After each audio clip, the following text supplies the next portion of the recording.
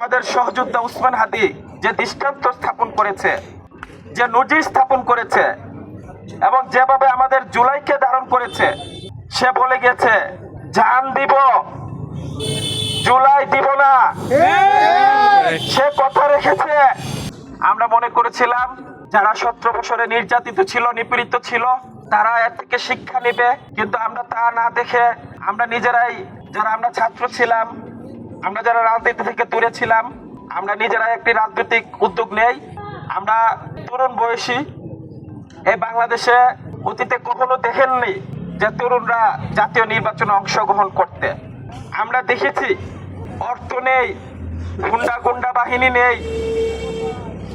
বাংলাদেশের গতানুগতিক যে রাজনীতি, সে রাজনীতির বাইরে এসে আমাদের সহযোদ্ধা উসমান হাদি যে দৃষ্টান্ত স্থাপন করেছে, যে নজির স্থাপন করেছে এবং যেভাবে আমাদের জুলাইকে ধারণ করেছে, সে বলে গেছে জান দিব, জুলাই দিব না। সে কথা রেখেছে। সে কথা রেখেছে। এ উসমান হাদিরা 17 বছরে একটি জন্মায়। আমরা জানি না আর সামনে 100 বছরে আর একটু উসমান হাদি আমরা পাবো কিনা, কিন্তু উসমান হাদি যে আমাদেরকে যে পথ দেখিয়ে গেছেন, আধিপত্যবাদের বিরুদ্ধে যেভাবে লড়াই করতে হয়, আমাদেরকে যে লড়াই শিখিয়েছেন,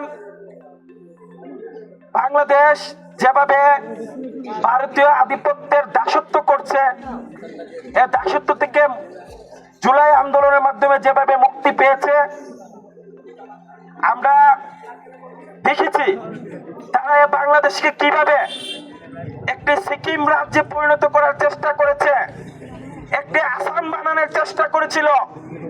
এই বাংলাকে তারা আরেকটি ফিলিস্তিন বানাতে চেয়েছিল, কিন্তু এই হাদিরা শহীদ হয়ে, আবু সাইদের রক্ত দিয়ে, শহীদ আব্দুল্লাহ জীবন দিয়ে এই বাংলাদেশকে ফিলিস্তিন হতে রক্ষা করেছে, এই বাংলাদেশকে আসাম হইতে রক্ষা করেছে, এই বাংলার জমিনকে আরেকটি কাশ্মীর হতে দেয় নাই। সংগ্রামী জনতা, শহীদ তামান্না, আজকে আমরা হাদি যেভাবে শহীদ হয়েছে, আমরা এই বাংলাদেশের মুসলমান, আমরা বাংলাদেশের নাগরিক, যতক্ষণ পর্যন্ত শহীদ হাদির বদলা না নিতে পারবো, ততক্ষণ পর্যন্ত এই ইন্ডিয়ার সাথে আমাদের কোনো সম্পর্ক থাকবে না।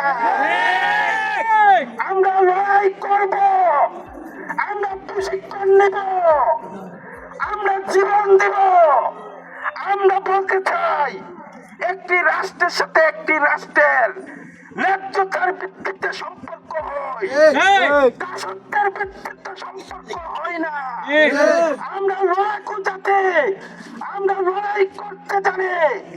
আমাদের সামনে জুলাই অভ্যুত্থানে আমাদের সহযোদ্ধাদেরকে আমরা হারিয়েছি। আমাদের সামনে আমাদের সহযোদ্ধাদের পঙ্গু হতে দেখেছি, চোখ হারাতে দেখেছি। আমরা ভেবেছিলাম তথাকথিত রাজনীতিবিদরা যেভাবে বিপ্লবকে চিন্তাই করেছে, আমাদেরকে বলা হয়েছে তখন আমরা আবাবিল পাখি, আমরা হিমিলিয়নের পাশিওয়ালা। তারা তাদের নেত্রীকে মুক্ত করতে পারে না, আমরা দেখেছি। আমরা মুক্ত করেছি। তাদের অনেক নেতা ফাঁসি কাস্টে অপেক্ষায় করছিল, আমরা তাদেরকে ফাঁসি কাস্ট থেকে যাবজ্জীবন কারাদণ্ডপ্রাপ্ত আসামিকে আমরা মুক্তি দিয়েছি আন্দোলনের মাধ্যমে। অনেকে বিদেশে পলাতক ছিল, তাদেরকে আমরা মুক্ত করে দেশে ফিরে নিয়ে আসছি। সম্মানিত জনতা, আমরা যারা বিপ্লব করেছে, আমরা অভ্যুত্থান করেছে, বিপ্লব করতে পারি নাই। এবার বিপ্লব হবে, এবার বিপ্লব হবে।